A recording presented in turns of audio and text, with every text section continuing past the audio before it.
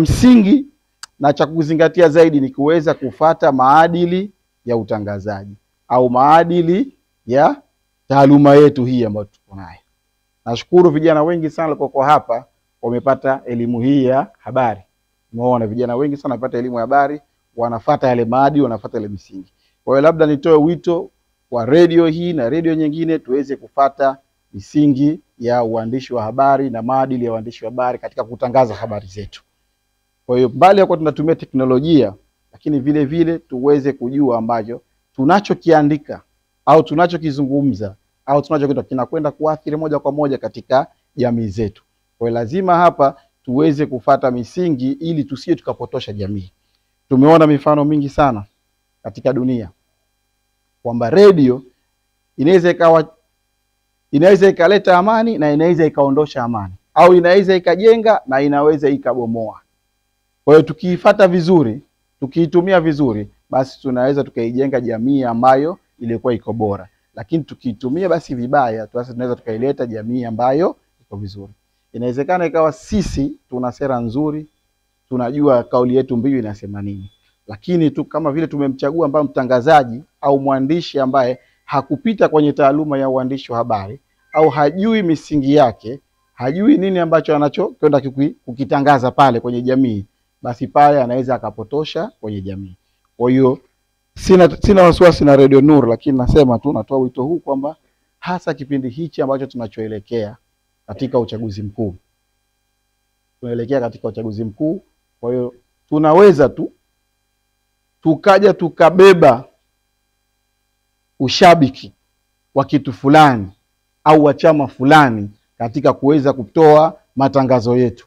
Kwa hiyo lazima tufuate ile misingi, tujue hichi tunachokifanya kipo sahihi na hichi ambacho tunachokifanya hakipo sahihi. Hilo ni la msingi sana katika fani yetu hii ya utangazaji. Fani yetu hii imevamiwa. Fani yetu hii ya uandishi imeingiliwa sana. Kuna waandishi wa habari sasa hivi wanatangaza hizi habari, kwanza pengine hawajapita darasa hata ile semina ya uandishi wa habari. Na vile vile tuna waandishi wa habari wamepita katika semina ya uandishi wa habari, lakini hawajulikani au hatambuliki.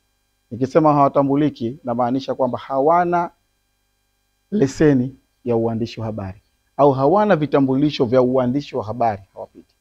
Kwa hiyo lazima tuangalie hii misingi. Na vile vile kuna vyombo, mfano sisi tunawezekana humu tunamiliki online, lakini zile online zetu zinakuwa hazijasajiliwa na Tume ya Utangazaji. Kwa hiyo hilo pia linakuwa ni nini? Ni tatizo katika fani hii. Kwa hiyo lazima tuangalie, tufuate sheria zote. Idara ya Habari Maelezo ipo kwa ajili ya kutoa miongozo, maadili kwa ajili ya waandishi wa habari. Tume ya Utangazaji ipo kwa ajili ya vyombo vya habari kuweza kutoa miongozo. Kwa hiyo ni vizuri tukapita katika hizo sehemu zote. Wewe unafanya kazi yako ya uandishi wa habari, una practice uandishi wa habari, basi uwe na leseni kwamba unafanya kazi ile kihalali katika ile nchi. Na vile vile una chombo ambacho kinatangazia, basi kile chombo nacho vile vile kipate leseni ya uweza kule utangazaji. Taratibu zake sio kubwa wala sio ngumu. Ukifika Tume ya Utangazaji, taratibu hizo unazipata na ni rahisi, na vile vile ukija katika Idara ya Habari Maelezo, taratibu hizo unazifanya. Tunafanya haya ili kuweza kuepusha migogoro mbalimbali ambayo inaweza ikatufika. Tumegundua kipindi kama hichi mwaka 2017 Kenya, baada ya kutokezea mauaji katika uchaguzi wao, wakakaa wakasema chanzo ni nini? Wakagundua kama chanzo ni waandishi wa habari au chanzo ni vyombo vya habari. Kwa hiyo wakakaa wakaunda kamati, wakaunda bodi kusema sasa uchaguzi unaokuja mambo haya sasa hivi basi waandishi wa habari waweze kuchuja. Sio kila jambo ambalo tunaletewa tunaliripoti. Tuangalie tukiliripoti jambo hili tutapata faida gani? Nini ambacho kitatokea? Japokuwa huku maadili ya waandishi wa habari wanasema kwamba tunaangalia truth. Sawa, ni truth. Tunaangalia ni ukweli. Sasa ukweli huu una faida gani kwa jamii yetu? Tukumbuke kwamba sote sisi ni Watanzania, sote sisi ni Wazanzibari. Hatuna nchi nyingine ambayo tunaweza kuikimbilia zaidi ya Zanzibar au zaidi ya Tanzania.